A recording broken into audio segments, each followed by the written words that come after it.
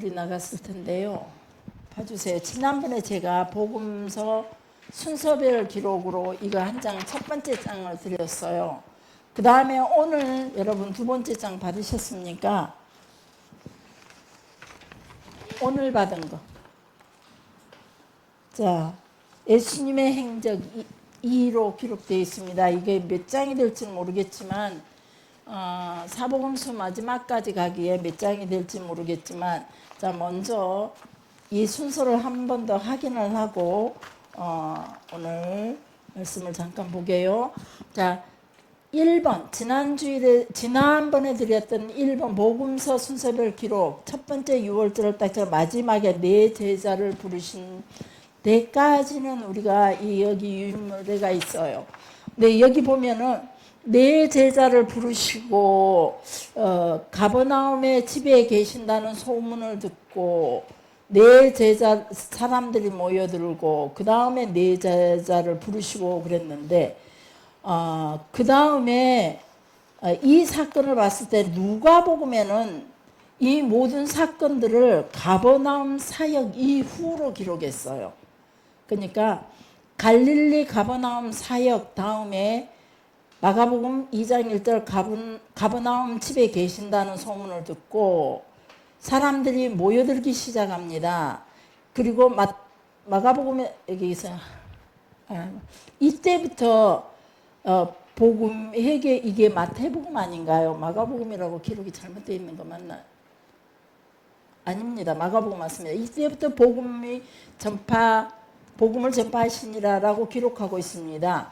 그리고 나서 그 다음에 네 제자를 다시 부르십니다. 이 내용들이 누가는 가버나움 사역 이후에 지금 오늘 여러분에게 읽어드렸던 이 순서를 얘기하고 있습니다. 그런데 마태, 마가는 이 순서들이 가버나움 사역 이전에 기록되고 있습니다. 그러니까 가버나움의 사역이 누가복음 4장 31절부터 44절에 시작을 하는데 마태복음이나 마가복음은 그 이전에 네 제자를 부르시고 가버나움의 집에 이사했던 그런 내용들을 기록해 주고 있다는 겁니다. 그래서 여러분들이 마태, 마가, 누가를 혹시나 병합해서 읽을 때 어느 게 맞지, 어느 게 맞다라고 정확한 순서는 저도 말할 수가 없습니다. 저 나름대로 이 책 저 책 보면서 순서들을 정말로 많이도 헷갈리게 엄청난 기록을 하고 또 기록을 했습니다. 그리고 정리해 놓은 거거든요. 어느 날 보면 이게 맞는 것 같고 어느 날 보면 또 이쪽이 맞고 마가복음으로 가면 이게 맞는 것 같고 또 마태복음으로 갔더니 그게 틀리고 이쪽 글이만 그 이전에 다른 글들이 맞는 것 같고 이것 때문에 헷갈려서 많이 힘들어했었는데 이 시간대별로 기록했다 할지라도 저 나름대로 시간대별로 기록을 하면서 여러분과 같이 나가고 있지만 이게 정답이다, 확실하다 이렇게 말할 수는 없다는 겁니다. 그러나 어느 정도 마태, 마가, 누가, 요한을 읽으면서 그래도 나름대로 순서를 제 나름대로 세워서 여러분과 함께 공부하는 게 저 자신도 공부하는데 훨씬 부드럽고 좋더라고요. 그래서 여러분들에게도 이렇게 한번 시작해 보았습니다. 그리고 가장 순서에 입각해서 잘 그려놓은 것이 요한복음이라는 겁니다. 요한복음이 시간상 순서를 기록해 놓은 것이 가장 정확하고 나머지는 막 이렇게 뒤죽박죽이 될 때가 앞에 있던 사건이 뒤로 가고 뒤에 있던 사건이 앞으로 오고 어떤 사건을 겪으면서 거기에 대입해서 다른 사건을 끌어다가 이렇게 밑에 또 도움의 글처럼 막 이렇게 재설명을 하면서 기록해 주는 글들도 있고 그러다 보니까 순서들은 많이 헷갈리는 순서들이 많다는 겁니다. 그래서 그 다음에 이제 오늘 나눠드린 이 내용을 한번 보게요. 오늘 나를 예수님의 행적 2번 보면 안식일 논쟁이 있습니다. 여러분에게 안식일 논쟁은 성경에서 계속 나타난다 그랬어요. 안식일 날 병 고치는 사건들이 주로 많이 기록되고 있습니다. 자, 그럼 안식일 논쟁이 있습니다. 마태복음 12장 1절부터 21절 사이에 밀밭 사이로 이삭 잘라 먹은 사건을 기록해주고 있고 누가복음 6장 1절에도 이 사건을 같이 말해주고 있습니다. 이 지금 밀밭 사이로 이삭 잘라 먹으면서 안식일 논쟁이 있었습니다. 이 글이 지금 여기 뭐 누가복음 1장의 안식일 논쟁은 따로 구분된 것이 아니고 두 개 다 같은 사건으로 기록되어 있다는 겁니다. 그 다음에 누가복음 4장 31절부터 41절에 보면은 가버나움 지역 갈릴리 지방에서 사역을 하시는 내용이 있는데 그 중에 더러운 귀신 들린 자를 고치시는 기록이 있습니다. 귀신 들린 자 고치신 기록이 있고, 그 다음 마가복음 1장 29절 30절로 가보면 해당에서 나와서 베드로 장모의 열병을 고쳐주시고, 그리고 그 밤에 밤새워서 여러 병자들을 고치는 것, 철야 작업하시면서 병자들을 고치는 것들이 기록되어 있습니다.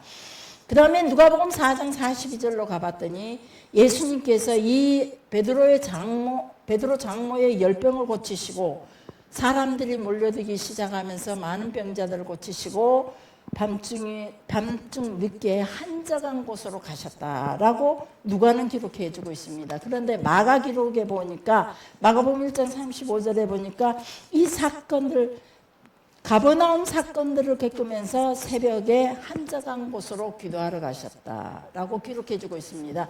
지난번에도 말씀하셨듯이 예수님께서 산으로 가시니라 홀로 가시니라 라든 이런 내용들은 전부 다 기도하러 가시는 내용들입니다. 다른 내용들을 살펴보면은 어떤 일은 기도하러 갔다라고 기록해 주고 있고 어떤 일은 홀로 들어가시더라. 습관처럼 감난산에 올라가시니라 이런 글도 저 뒤쪽에 가면 그런 글들이 있어요. 무슨 말이냐면 습관처럼 감난산에 올라가서 기도하시니라 이 뜻이라는 겁니다. 그래서 예수님도 늘 사역 가운데서 늘 기도하는 걸 놓치지 않았다는 겁니다. 당신의 사역 속에서 기도하는 걸 놓치지 않았고 아무리 피곤하고 힘들어도 그 기도 시간만큼은 꼭 하나님 앞에 드렸다는 겁니다. 그 다음에 누가복음 4장 42절부터 보면 갈릴리 1차 순회 전도라라고 기록해 주고 있습니다. 무슨 말이냐면요, 온 갈릴리 전체를 이제 다니시면서 마을마다 동네마다 다니면서 이제 복음을 전파하고 병자들 고치는 사건들을 짧게들 기록해 주고 있습니다. 짧게들 기록해 주고 있고, 그 다음에 마가복음 5장에 보면은 갈릴리를 순회하면서 전도하시다가 배를 타고 그곳을 떠나 맞은편으로 가시더라. 이 말은 그 맞은편이 어디냐? 마태복음 9장 1절에서 기록해 주고 있습니다.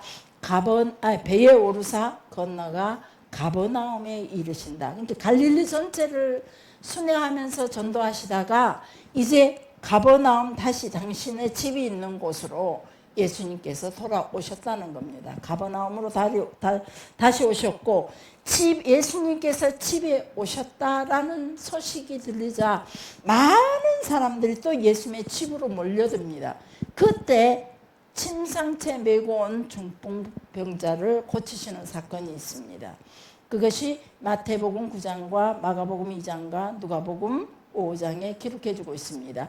자, 여기까지 기록해주고 그 다음에 공생의 2년, 이때가 언제냐? 연초 6월절이 다가오는 초봄 4월경입니다.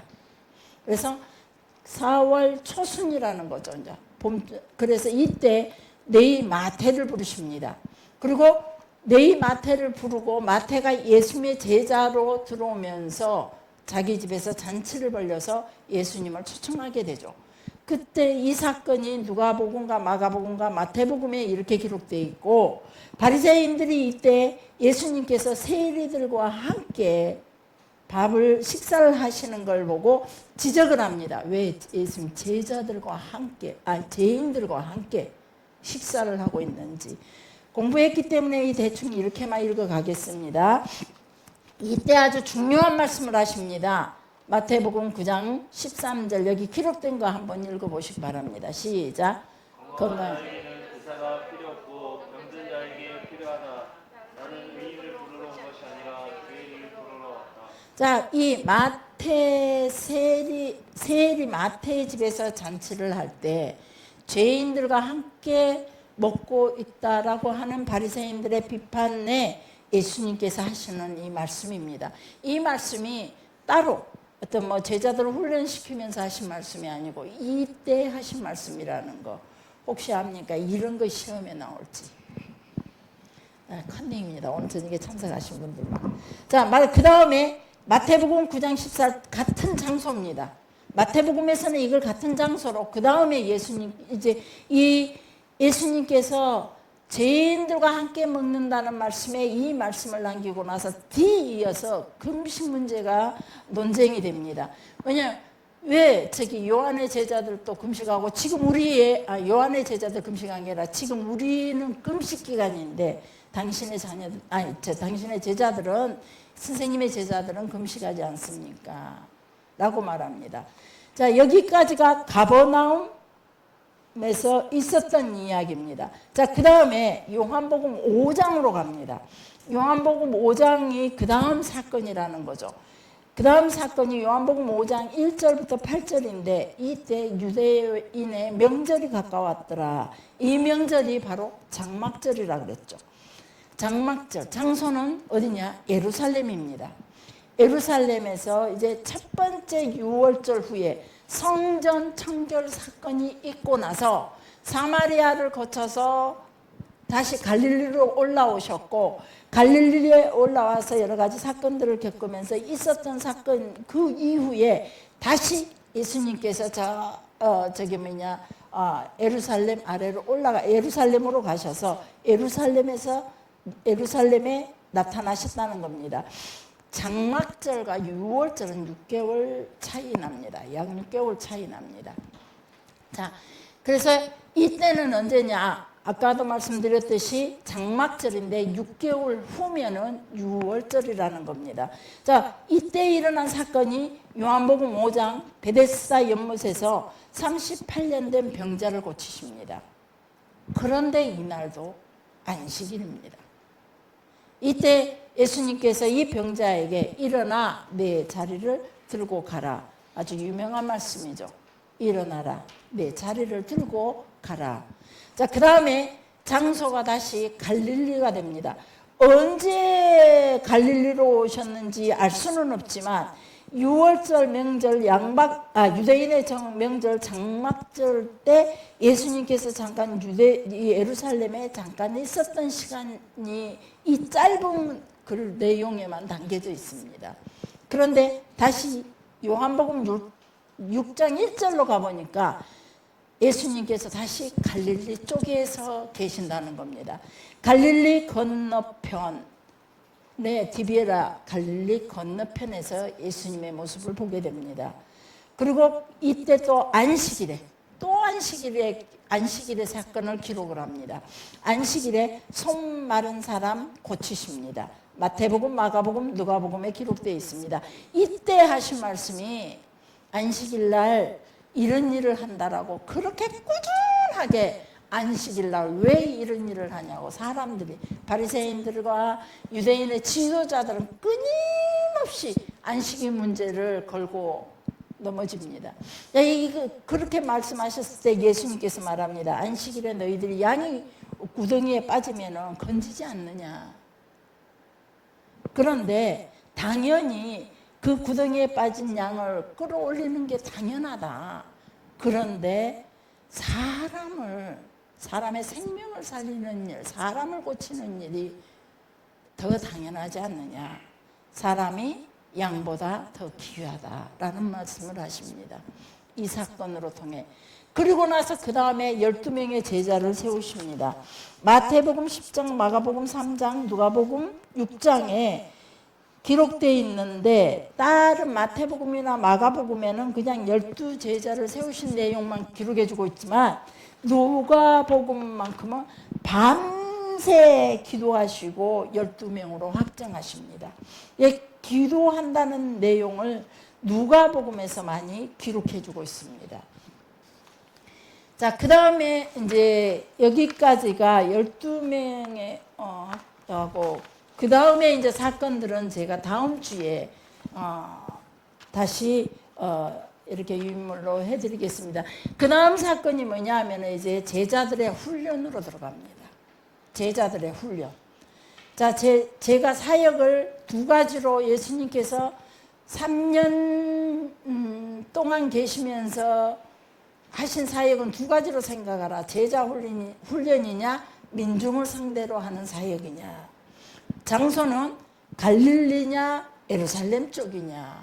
둘 중에 하나라 그랬죠. 그래서 이런 것들을 생각하면서 이 제자 훈련은 장소가 갈릴리 쪽입니다.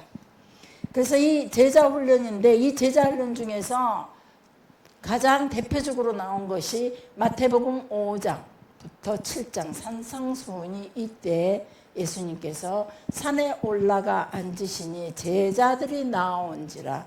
예수님께서 산에 왜 올라갔을까? 산에 올라가 앉으시니 그랬을 때는 기도하러 가셨는데 제자들이 그곳까지 예수님 앞으로 왔습니다.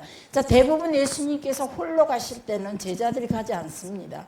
근데 이전엔 산에 올라가 앉으시니 제자들이 나온지라. 이때가 언제냐? 공생의 2년 중엽쯤 됩니다. 네, 추우시면 뒤로 가세요. 에어컨이 이거 하나가 활발하지 뒤에는 그리 활발하지가 않아요. 이 공기 때문에 바람이 나오니까 뒤가 좀 시원한 걸 느끼지 온도를 주일날 아무리 낮춰도 뒤에는 너무 더워요. 지난주 수요일 꼬마들이 와가지고 너무 더워서 그러니까 막 유독히 더 시끄럽더라고요. 그래서 혹시 다음 주일에 주일날 올 때 앞자리에 앉으실 분들은 잠바, 손잠바 하나씩 들고 오시기 바랍니다. 그래서 뒤에 분들이 좀 이렇게 덥지 않도록 좀 배려를 해줘야 될 것 같아요. 그래서 자, 제자 훈련자 마태복음 산상수훈을 이때 베푸십니다. 자, 근데 무엇이 중요하냐면은 마태복음에서는 산상수훈을 5장부터 7장까지를 기록해주고 있는데 이 마태복음에서 말씀해주고 있는 산상수훈은 마태는 제자 훈련했던 모든 것들을 다 하나로 묶어서 5장, 6장, 7장에 동시에 같이 하나로 묶어서 기록해주고 있습니다. 다른 데는 이 내용들이 조금씩 흩어져 있다는 겁니다. 마가복음, 누가복음에서는 이 내용들이 조금씩 흩어지고 있습니다. 그래서 마태복음 6장에 보면은 너희는 먼저 그 나라와 그 의를 구하라. 너희가 무엇을 입을지 무엇을 마실지 아무 걱정하지 말고 먼저 그 나라와 그 의를 구하라. 그리하면 이 모든 것을 너희에게 더하여 주시리라. 이 사건이 언제로 기록되어 있냐면은 예수님이 마지막 십자가를 지시기 위해 내려오시는 길에 제자들을 훈련시켰던 그 내용에가 이 기록이 있습니다. 그러니까 이 기록이 이 마태의 5장, 6장, 7장이 한꺼번에 예수님께서 설파하신 것이 아니라 마태가 예수님께서 따로 자기들을 불러서 교육했던 모든 프로그램들을 전부 다 여기다 같이 자기가 이렇게 기록해 놨다는 겁니다. 그런 것들을 아시고 일단은 오늘부터는 이제 이 산상수훈의 내용을 조금씩 한번 더듬어 가기를 원합니다. 산상수훈을 통해서 하나님의 모든 법의 정신이 무엇인지를 이 산상수훈으로 통해서 해석해 주고 있습니다. 바로 율법의 뿌리가 무엇인지 그 율법을 완성시키는 장면이 바로 산상수훈 마태복음 5장, 6장, 7장이라는 겁니다. 이 내용을 누가복음 6장 20절에서 38절, 18절이라는 짧은 글로 말해주고 있습니다. 나머지는 누가도 역시 전체를 다 기록했다라고 볼 수는 없습니다. 그러나 두 개를 비교해서 봤을 때 엄청난 차이가 난다는 겁니다. 그래서 이런 것들을 아시고 그 다음에 그렇다면 이제 우리가 첫 번째 마태복음 5장 3절을 한번 보시게요. 화면을 띄워주시면 감사하겠습니다. 마태복음 5장 3절.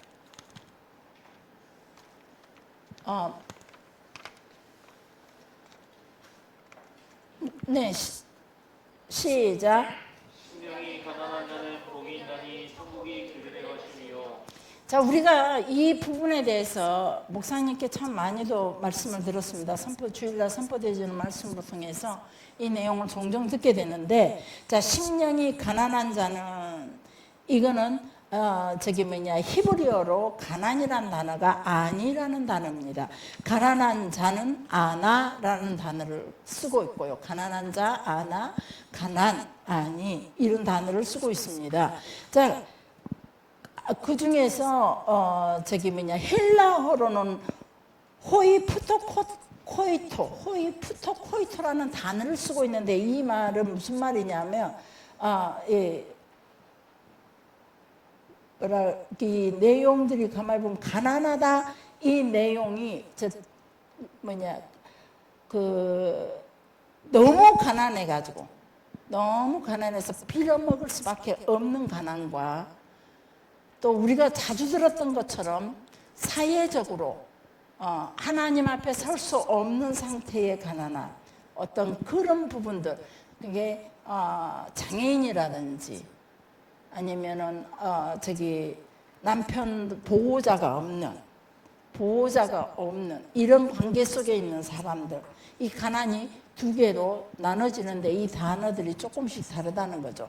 자, 그래서 먼저 비정상적인 사람들은, 가난한 자, 심령이 가난한 자는 유대인들의 그 정서로는 하나님 앞에 들어가지를 못합니다. 하나님 앞에 서지를 못합니다. 가난한 자들은. 그래서 그들은, 가난한 자는 성전에 들어가지 못하는 거죠. 성전은 하나님을 대면하는 장소입니다. 하나님을 만나는 장소입니다. 그러나 불구자는 비정상적이라 성전에 들어갈 수가 없고, 하나님을 대면하여 설 수 없는, 기회조차 없는 사람들, 이런 사람들을 가난한 자라고 표현합니다.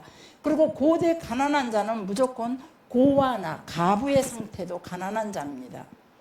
그래서 보호자가 없는, 고아나 가부는 보호자가 없는, 함께하는 사람이 없는 그런 가난을 말해주고 있습니다.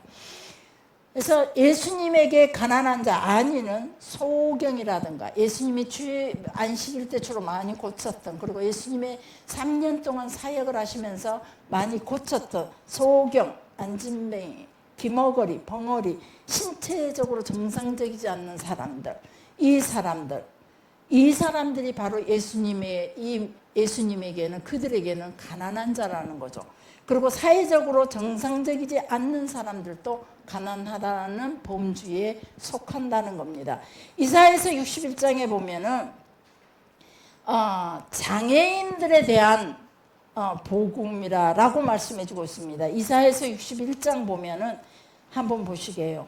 쭉 61장에 보면은 주의 영이 내게 내리셨으니, 여호와의 영이 내게 내리셨으니 여호와께서 내게 기름 부으사 가난한 자에게 아름다운 소식을 전하게 하려 함이라 라고 말씀하시면서, 안진뱅이가 일어서고 눈먼 자가 보게 될 것이고, 그래서 이 이사야에서도 말씀하시는 이 가난한 자들은 누구냐? 비정상적인 사람, 장애인들에 대한 하나님의 복음이라는 겁니다. 그래서 이 가난한 자들을 그러니까 비정상인 사람들을, 예수님이 오신 사역의 목적은 비정상적인 사람들을 고쳐서 그들을 세워서 하나님을 만날 수 있도록 하신 사역이 바로 예수님의 사역이었다는 거죠. 그래서 이들에게 기적과 이적이 일어날 수밖에 없다는 거죠. 가난한 자들에게 기적과 이적이 일어났다는 겁니다.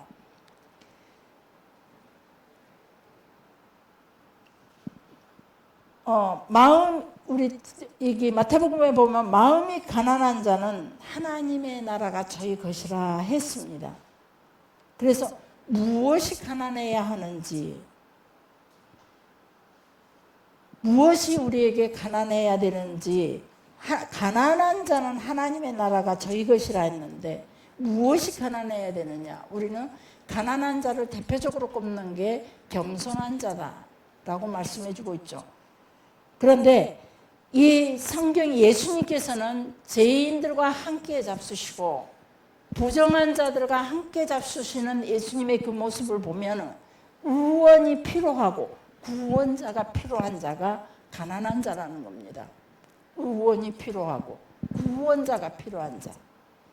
그래서 사회적으로 무엇인가 부족하고 부족해 한데 하고 자기가 그 사람에게 아무것도 없는 사람들. 그래서 고대 성경 시대에 가난하다는 히브리 개념은 고난을 받는, 겸손한, 아니면 낮아진 등등의 그런 의미를 가지고 있지만은 엄밀히 따진다면 이 가난하다는 내용 아니라는 단어는 정상적인 상태에서 벗어난 모든 상태를 가난이라고 말했다는 겁니다.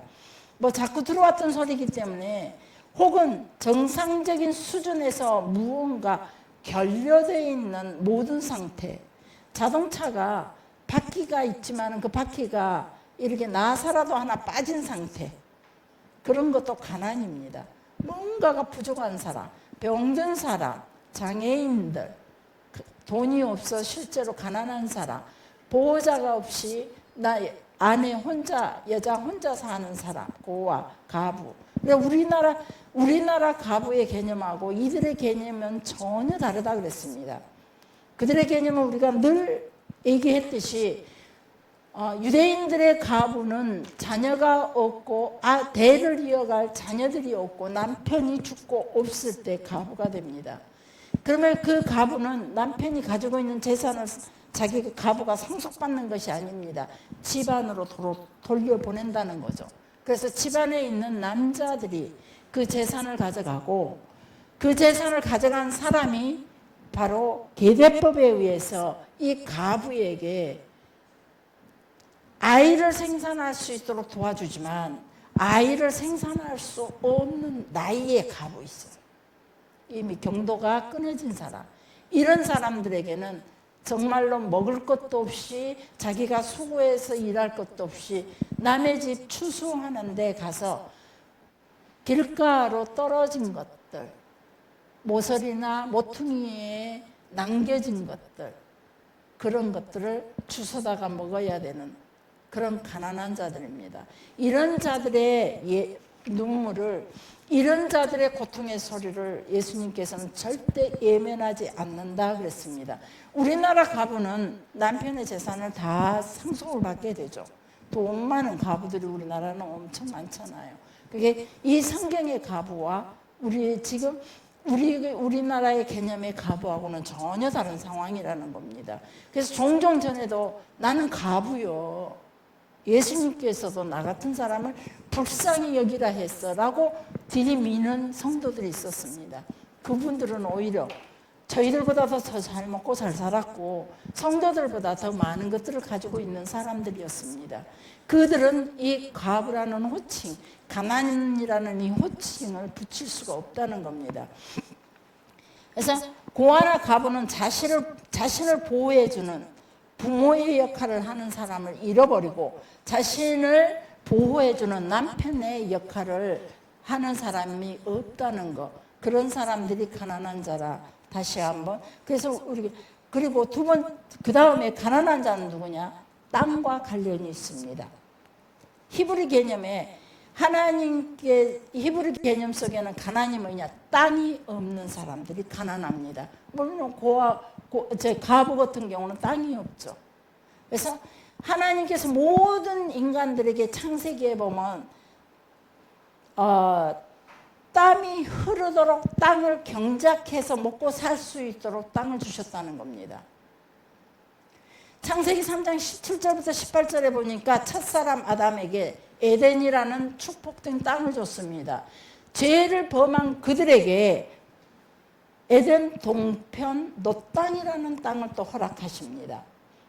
사람이 살아가면서 땅 없이는 살 수가 없기에 하나님께서는 끊임없이 사람들이 가난하지 않도록 죄를 지었든 죄를 짓지 않았든지 간에 가난하지 않도록 살아갈 수 있는 땅을 기업으로 주셨다는 겁니다. 아브라함에게도 이렇게 말합니다. 내가 내게 이르는 땅으로 가라 라고 말씀하십니다.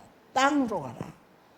모세에게 이스라엘 백성들을 끌어내라. 애굽에 종살이에서 끌어내되 내가 내게 지시할 땅으로 가라. 바로 가나안 땅으로 그들을. 그래서 가나안 땅에 도착한 그들은 제비 뽑아서 각각 각 가정마다 땅을 허락해 줍니다. 그래서 모든 지파대로 그 수대로 땅을 허락해 준다는 거죠. 그래서 그 땅은 각 그 숫자대로, 지파대로 숫자대로 나눠주기는 하지만 그 땅은 개인 소유가 아니라 하나님의 것이라는 거죠. 그래서 그 땅들은 하나님이 우주 만물을 지으셨기에 그 땅은 당연히 하나님의 것이고, 우리는 그 땅에서 하나님께 그 기업으로 받아서 그 땅을 사는 날 동안 경작해서 먹고 사는 거죠. 하나님께 영광을 돌리며, 하나님께 예배자로서 영광을 돌리며 하나님의 어떤 분인지를 알리는 그런 영광을 돌리는 그런 상태로 살아가는 거예요. 땅을 허락받아서. 그래서 히브리 율법 토라에 보면 자기가 경작했던 땅을 잃어버렸을 때는 반드시 다시 그 땅을 사와야 하는 그런 고엘법이 있다는 겁니다. 그래서 남편이 죽고 그 땅을 잃어버릴 때, 다시 그 땅을, 남편이 죽고 자녀들이 없을 때 그 땅을 잃어버리잖아요. 그렇지만 다시 내가 누군가에 의해서, 집안의 누군가에 의해서 다시 남자아이를 생산한다면 그 땅을 다시 찾아올 수 있고, 또 남편이 가정이 온전히 있지만 어떤 실수로 인해서, 어떤 사건으로 인해서 그 땅을 담보 잡아 돈을 빌리든지 그 땅을 잃어버리게 됐을 때는 50년 만에 반드시 그 땅을 돌려받게 돼 있습니다. 왜냐하면 그 땅을 가져갔지만 그 땅은 결국은 가져간 사람, 돈을 주고 샀을지라도 그 땅은 결국은 하나님의 것이요, 원래 하나님께서 지정한 장소로, 지정한 사람에게로 돌이켜주는 거죠. 그래서 그 땅과의 관계가 있다는 거. 가난한 자는 땅이 없는 자들.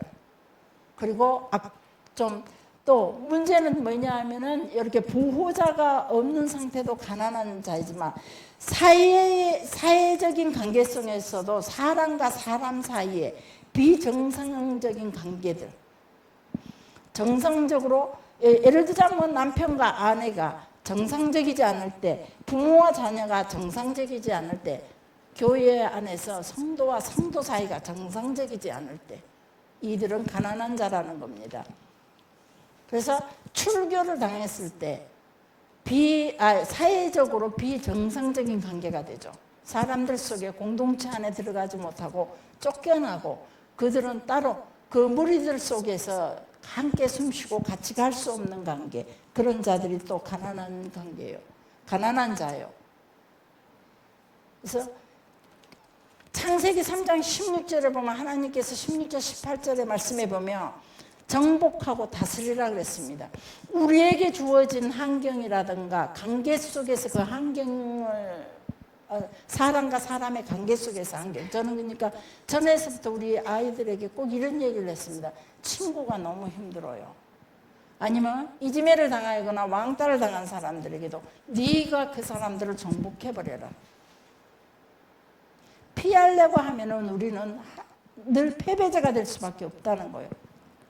내가 피하기 시작하니까 어려운 사람이 있을 때, 내가 누군가를 두려워할 때 내가 피하기만 한다면 나는 그 사람 앞에서는 늘 패배자가 된다는 거죠. 그 사람이 스크루지를, 젊은 사람들은 아는가 모르겠지만 스크루지 구두쇠라 할지라도 내가 그 사람을 정복해버리면 된다는 거죠.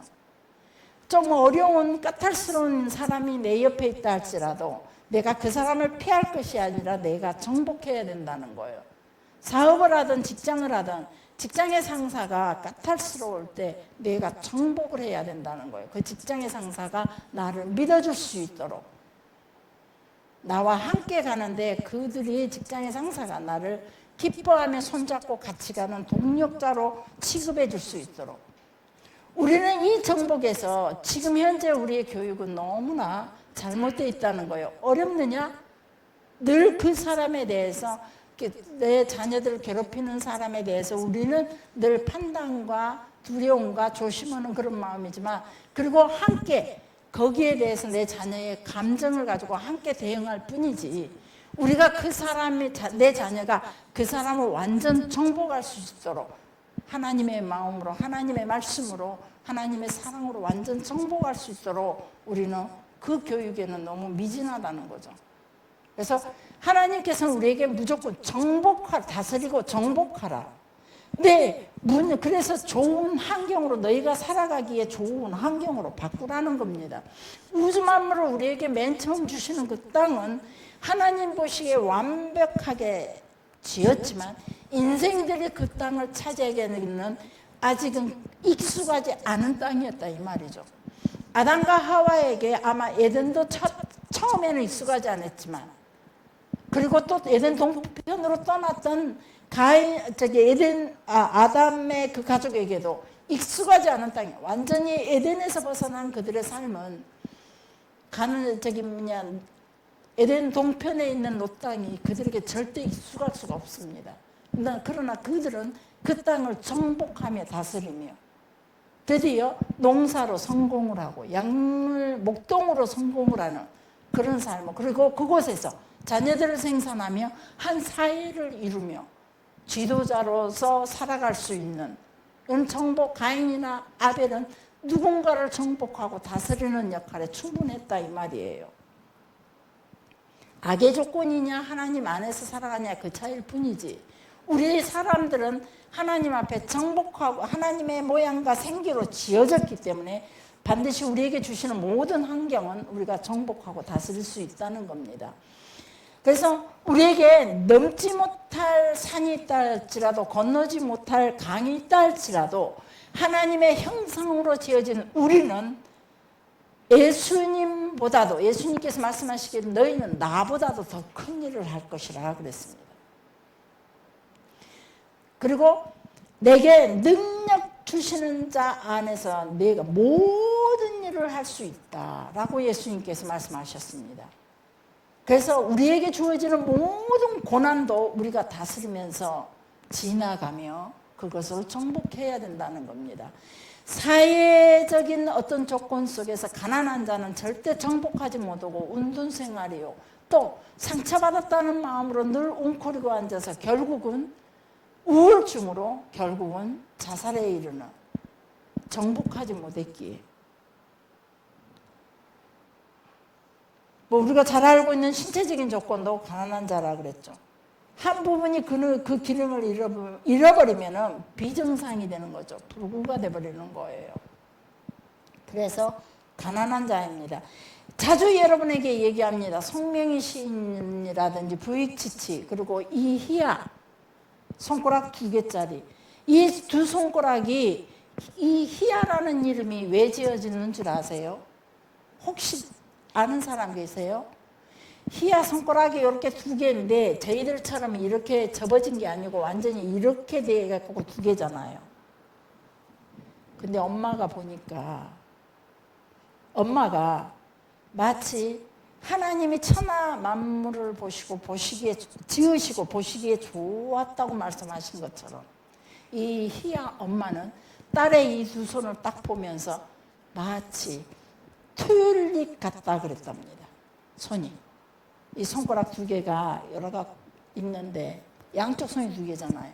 마치 튤립 같다고 표현했답니다. 그래서 하나님이 천하 만물을 만드시고 우리가 보기에는 징그러운 것도, 우리가 보기엔 무서워 보이는 것도, 우리가 싫어하는 것도 하나님 보시기엔 무조건 좋았더라라고 표현해주고 계십니다. 그런 것처럼 이 희야의 엄마는 그 하나님께서 그렇게 말씀하셨던 것처럼 어떤 사람들은 우리 딸에게 꽃게손이라고 놀리기도 하고 귀신의 손놀림이라고 놀리자 우리 자기 딸이 많이 울었다는 거죠. 손 때문에. 그런데 희야에게 하나님 보시기에는 너무 아름다워. 두 손이 마치 튤립 같아. 그러면서 그 희야에게 감사를 가르쳤답니다. 여러분은 어떠십니까? 같이 비참해하고 같이 속상해하고 누가 내 아이 그랬어. 저도 어렸을 때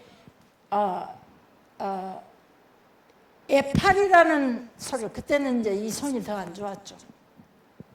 이 손목이 완전히 꺾여갖고 덜렁덜렁덜렁 했었어요. 그걸 이제 쇠를 대가지고 그나마 손의 형상으로 이렇게 펴서 만들어서, 그때는 이 손이 완전 기역자로 꺾여갖고 덜렁거렸어요. 왜 그러냐면 여기와 이 사이에 뼈가 없었기 때문에.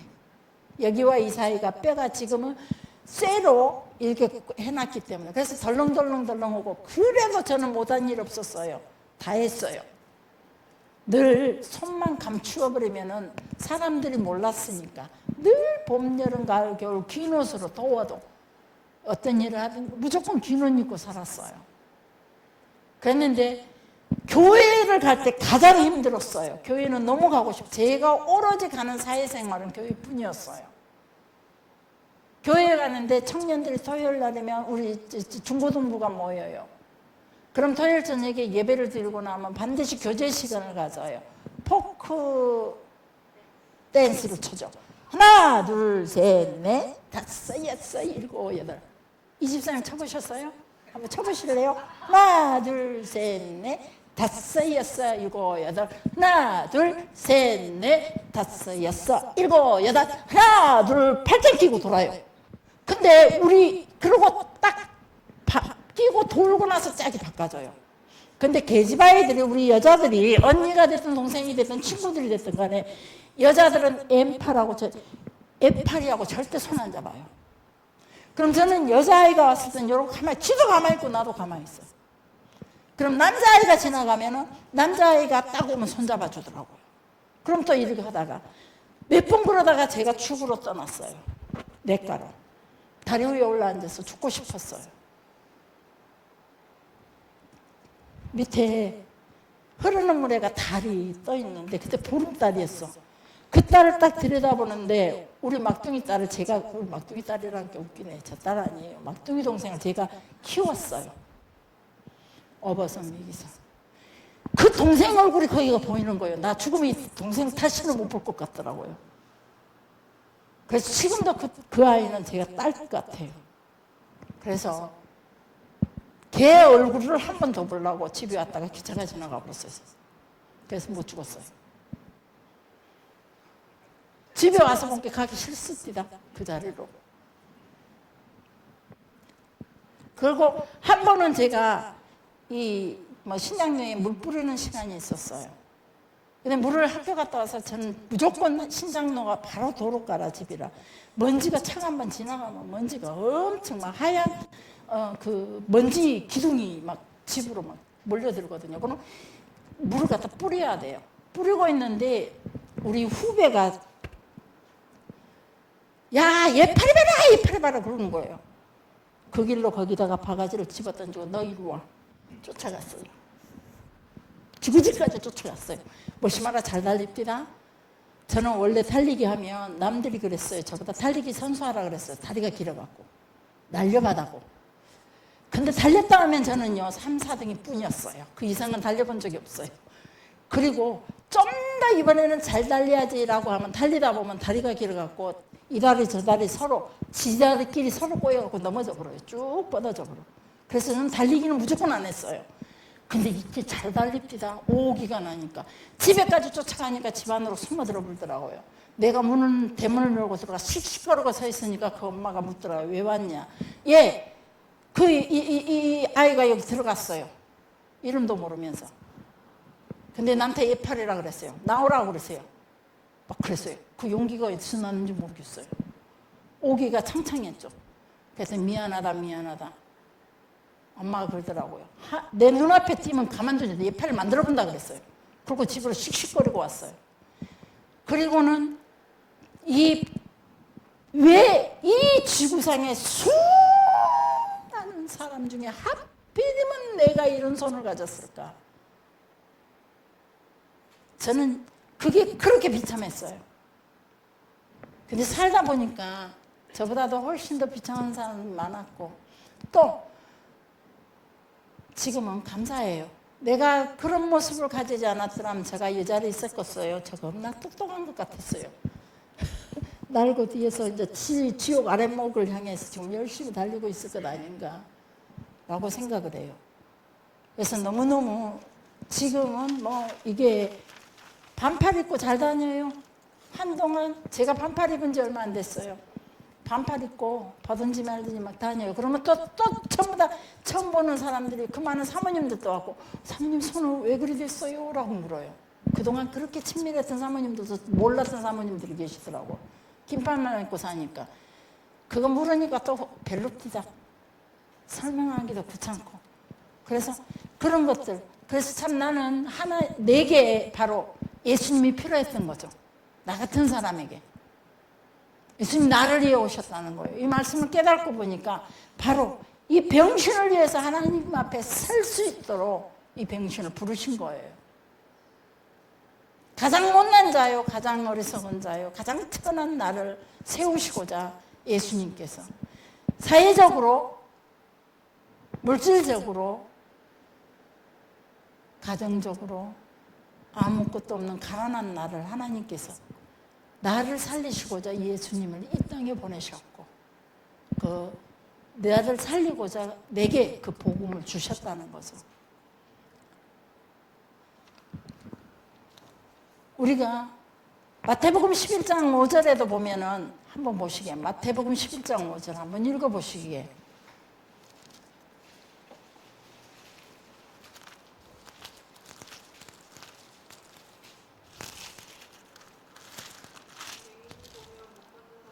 걸으며 나병한 자가 깨끗함을 받으며 못 얻은 자가 들으며 죽은 자가 살아나며 가난한 자에게 복음이 전된다. 아멘. 요한이 옥에 갇혀가지고 과연 예수님께서 진짜로 내가 기다리던 내가 메시아라고 소개했던 그분이 맞는가?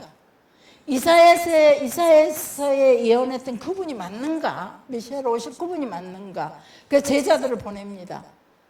여짜오 3절에 여짜오되 오실 그이가 메시아가 바로 당신입니까? 아니면 또 그 위에 다른 분을 우리가 기다려야 합니까?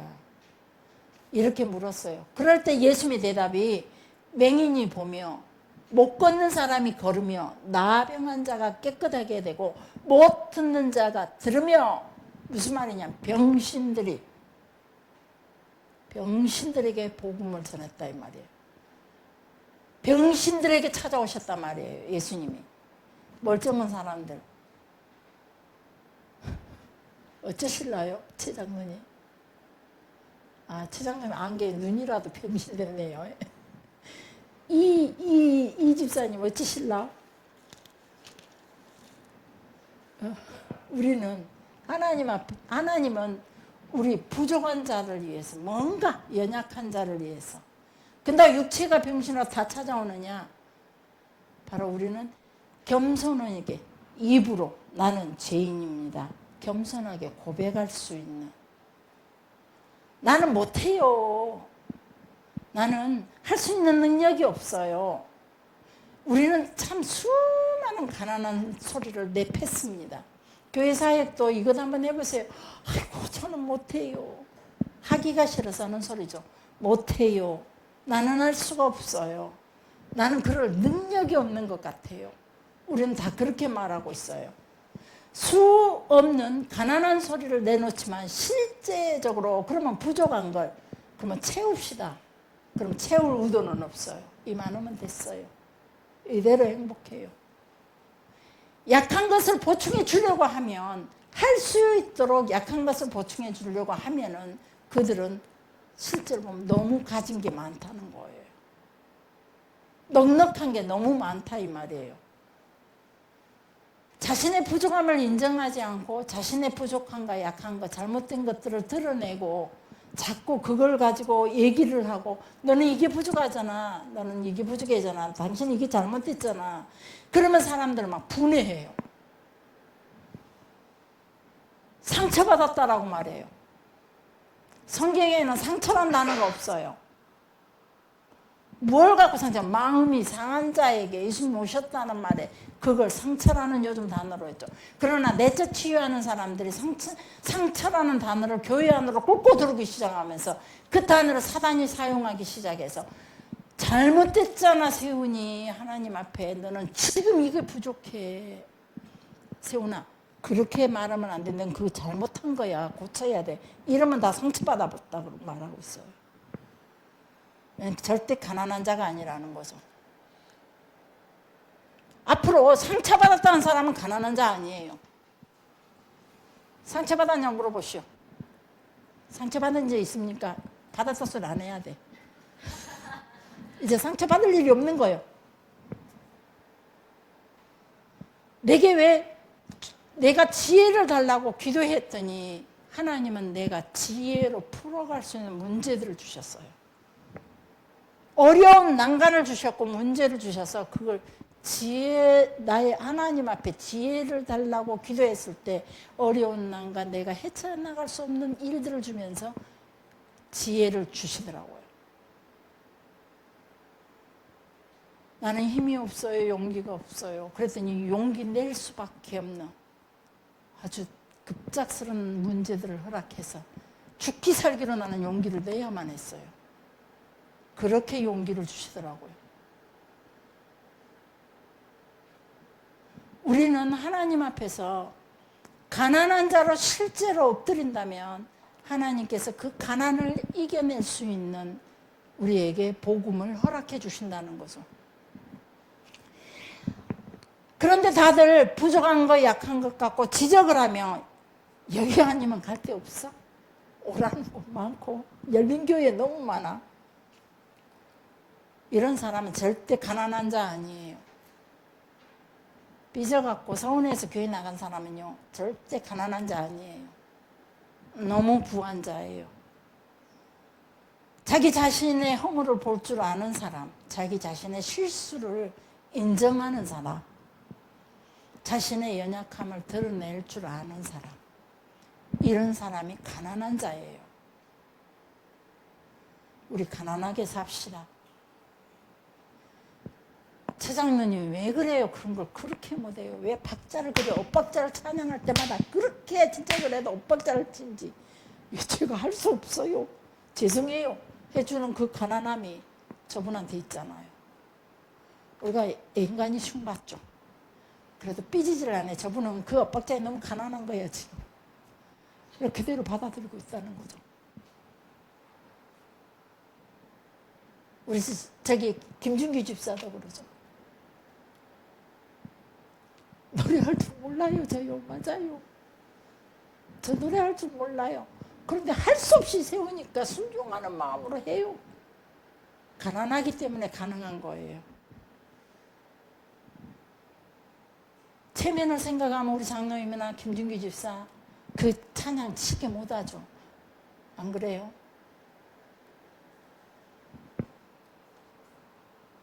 선포되어지는 하나님의 말씀이 때로는 누군가를 통해 권유하고 훈계하는 그 하나님의 말씀이 나를 향해서 내 연약함과 내 허물에 꽂힌다면 우리는 겸손히 나를 고치소서 할 수 있는 가난한 자가 돼야 예수님의 그 복음의 기적과 이적이 내 것이 되는 거예요.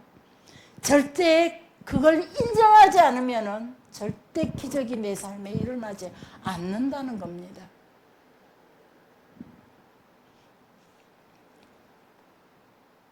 그리고 또 주변에서 그러죠. 그렇게 시험 든 사람들이 막 목사님이 이렇게 내 설교 이렇게 하면서 나를 보고 하시지 마 라고 시작하면서 삐져고 그러면 주변의 사람들이 뭐라고 말합니까?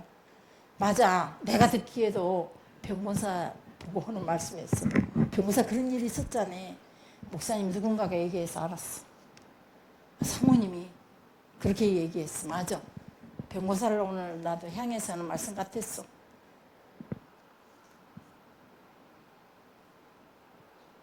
목사님은 오직 당신을 향해서 겨냥해서 설교했어. 이런 말들 우리 정말로 조심해야 돼요. 우리가 부족하니까 우리가 연약하니까 우리의 모습이 바로 그 허물된 모습이니까 우리가 고쳐야죠. 이렇게 우리가 대처를 할 수 있어야 되는데 그래야 동시에 가난한 자가 되는 거예요. 하나님의 기적을 맛볼 수 있다 이 말이에요. 내가 살아나는 기적, 내가 허의 벼락과 복덩어리로 바뀌는 기적, 나로 통하여 생명이 흐르는 기적. 전에도 한번 얘기한 적 있습니다. 안수 집사님이, 우리 안수 집사님들 세 분 다 계시네. 주일날 날만 되면 낚시를 그렇게 낚시에 빠져가지고 낚시 동아리에 있다 보니까 주일날 자주 결석을 하는 거예요. 주일날마다 가서 안수 집사는 되질 않았겠지요. 기본적으로. 그런데 어찌됐건 주일날 그렇게 낚시를 가는 거예요. 목사님이 그날은 기도 시간이었는데 이 양반이 또 낚시를 가고 없는 거예요. 목사님 너무 화가 났어요. 앞에서 설교하시다가 그 집사님, 기도 집사님이 안 와놓으니까 화가 나가지고 낚시를 가가지고 오늘 다리라도 넘어져갖고 다리라도 풀어 버려라 그랬대요. 그게 전체 교인들 앞에서. 그랬는데 그날 진짜로 그 집사님이요 넘어져갖고 미끄러져갖고 다리가 부러져갖고 입원했대요. 소식이 온 거예요. 그랬더니 권사님이 먼저 쫓아가가지고 뭐라고 얘기했을까요?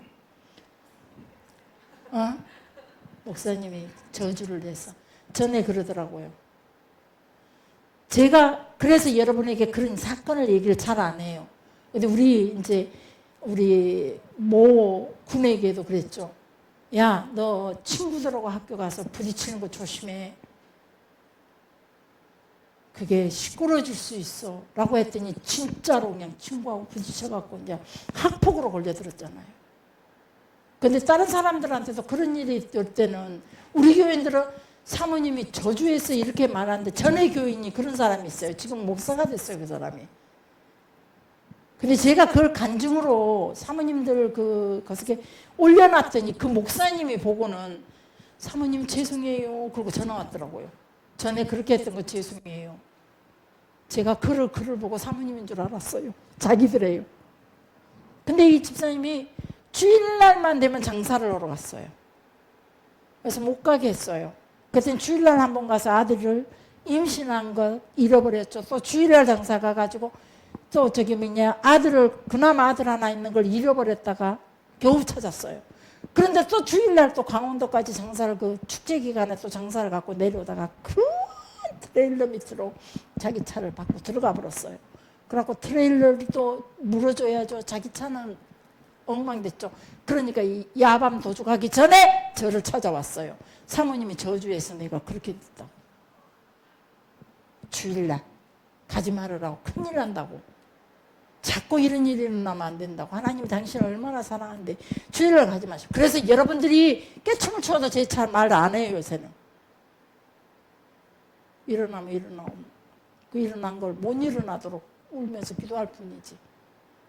그 소리를 몇 번 딱 들고 나니까 사모님이 저주해서 그런다. 지금 목사님 돼가지고 제가 그걸 한번 간증처럼 글을 올려놓은 적이 있어요. 그랬더니 그분이 들어와 보고는 사모님 죄송해요.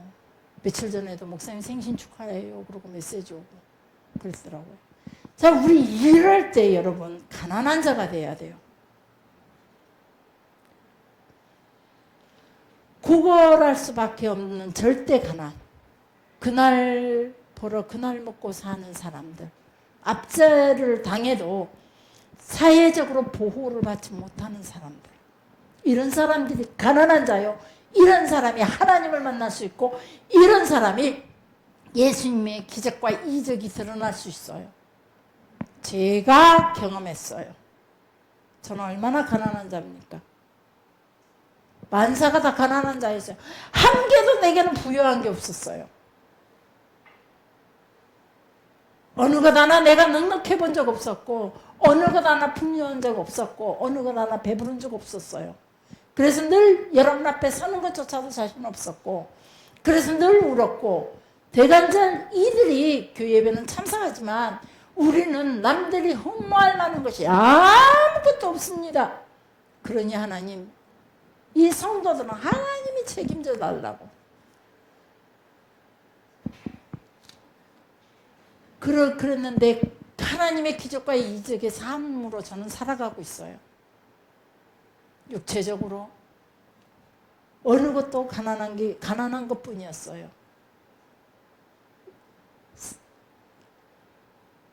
여러분은 안위입니까? 가난한 자입니까? 아직도 하나님 말씀 앞에서 자존심이 남아있고 아직도 나의 지식과 지혜로 판단한다면 나는 아직도 하나님 앞에 심령이 가난한 자가 아니에요. 그리고 자기 연민에 빠져서 자기 연민의 감정으로 나는 상처받았어. 나는 불쌍해. 라고 하는 사람들도 역시 자기 자신을 그렇게 표출하고 있다며 나는 상처받은 인생이라고, 상처투성이라고, 나는 아픈 것이 많고 사람들한테 배신당하는 게 많다라고 여전히 그렇게 살아가고 있는 사람들도 역시 가난한 자가 아니에요. 이들은 지극히 하나님 앞에 어쩌면 하나님을 만날 수 없는 정말로 가난한 자일지도 몰라요. 하나님을 만날 수 없는 이런 사람들은 자기 연민에 빠져 살아가는 사람들 절대 하나님을 만날 수가 없어요. 예수님이 오신 이유는 이런 가난한 자들을 하나님 앞으로 인도하고자 이 땅에 오신 거죠. 가난한 자를 하나님 앞에 세우고자 이 땅에 오셨다 이 말이에요. 도저히 하나님의 성전에 갈 수가 없고 하나님을 대면하여 만날 수 없는 병신들을 위해서, 가난한 자들을 위해서 예수님이 오셔서 그들의 가난을 고쳐주신 거예요. 왜 유독히 그 시절에 그랬으니까.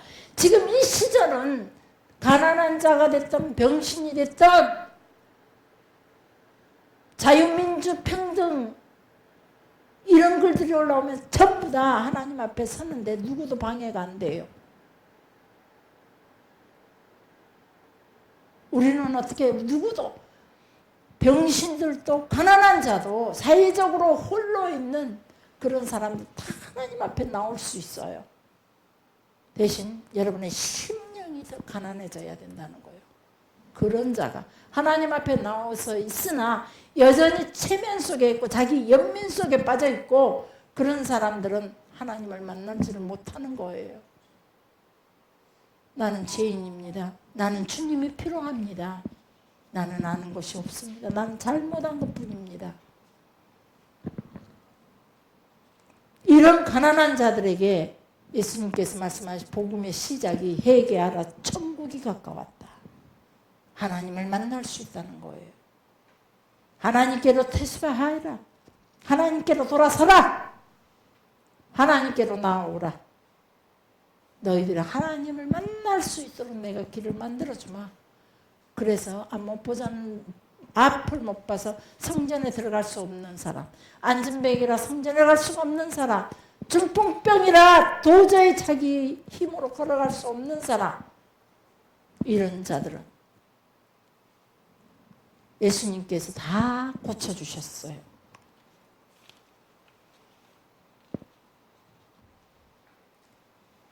우리의 가난함에서 하나님의 부요함으로 하나님께서 우리를 인도하실 수 있도록, 우리의 연약함에서 하나님의 강력한 능력 안으로 우리를 인도할 수 있도록 우리는 하나님께 온전히 겸손히 나는 죄인입니다. 그래요 나는 부족합니다. 내가 부족한 부분이 남들보다 세훈이보다도 내가 그 부족한 것이 세훈이는 그 감해 보니까 80%나 부족해. 근데 고미선 집사는 20%밖에 안 부족해. 근데 둘 다 그거 부족하다고 꾸중한다 할지라도 그래요. 그 20% 갖고라도 그래요. 10%만 갖고라도 나는 부족한 게 분명하니 나는 부족합니다. 겸손히 받아들일 때 그 기적이 하나님의 기적이 일어날 수 있다는 겁니다. 하나님의 말씀을 듣고 진림을 당한다면 나는 아직 가난한 거예요. 이때 주여 말씀하옵소서. 우리가 어떻게 해야 합니까? 스데반의 설교를 듣고 찔림을 당하자 이들은 전부 다 돌을 들었어요. 그들의 자존심에 침해를 입었고 그래서 돌을 들어서 전부 다 스데반을 쳐서 죽였어요.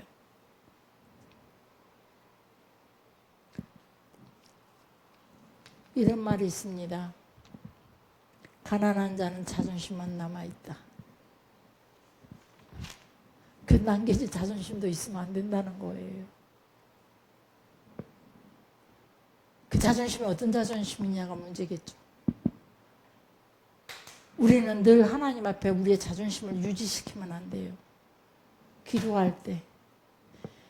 우리 지난번 청년들 수련회 청소년들과 청년들 수련회 때 나 그래서 참 그때 감사한 게 뭐냐면 이강신 집사였어요. 기억하시죠? 이강신 주 우리 통성으로 기도하자. 저희가 청소년들을 하면서 야 우리 통성으로 기도하자 소리 지를 사람은 임세훈이하고 임세훈이 하나예요. 나머지는 소리 들을 니인들이 아니에요. 그래서 고민을 했던 게 여전도회가 연합하자. 여전도회 그 기도에 힘을 얻고 싶어서. 그래 여전도회가 소리 지르고 울면서 기도해 줄 때 얘네들 소리가 그나마 주여라고 나올까 봐. 그래서 시작을 했죠. 근데 그 바람에 그것 때문에 얼마나 기도했는지 몰라요.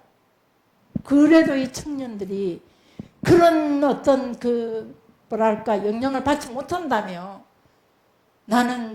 우리는 또 이번 수련회 실패라고 생각을 했어요. 얼마나 이번 수련회 저희 나름대로 힘쓰고 했었는지 몰라요. 하나님 앞에 나중에 막 너무 고통스러웠어요. 그날 아침까지도.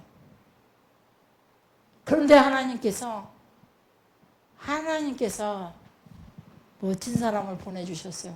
이강진 집사가 주여 하더라고요. 그러더니 펑펑 울면서 그냥 기도하기 시작하니까 분위기가 확 돌았어요. 허예베라카 통로였어요. 그 사람이.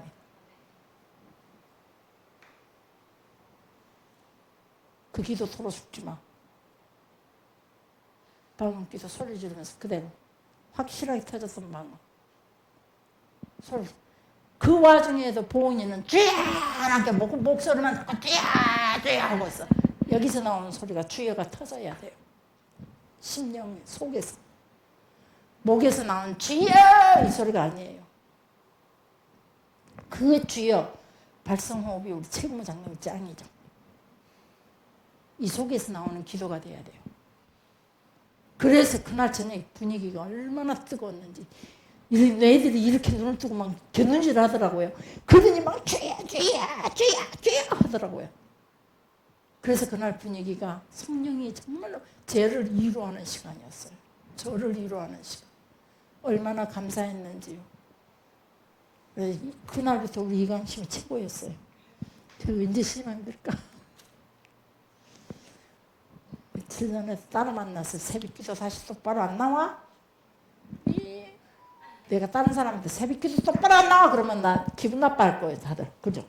이강심이 집에 새벽기도 똑바로 안 나와? 그러니까 나오려고 하는데 잘 안 돼요. 죄송해요. 그러더라고요. 사랑하는 성도 여러분, 우리는 자존심을 하나님 앞에 유지시키지 마십시오. 우리는 여전히 자존심 갖지 말고 가난한 마음을 가집시다. 옆에 사람들한테 얘기합시다. 자존심 갖지 말고 가난한 마음 가집시다.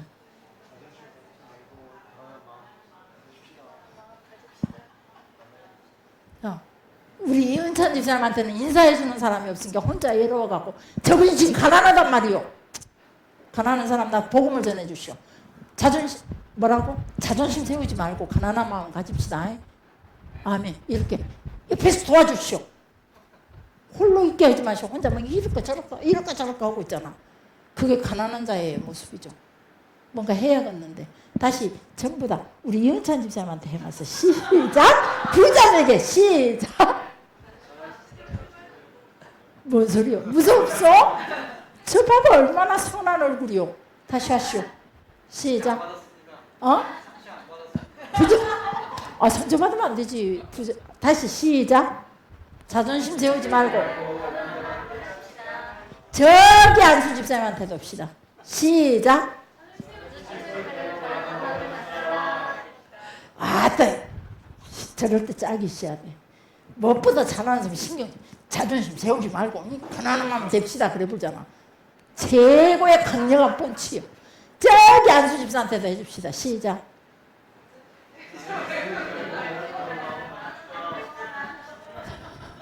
두 분 장로님 하지 마시오. 그래서 교회의 수장님께 우리가 쫙 보고합시다. 그것도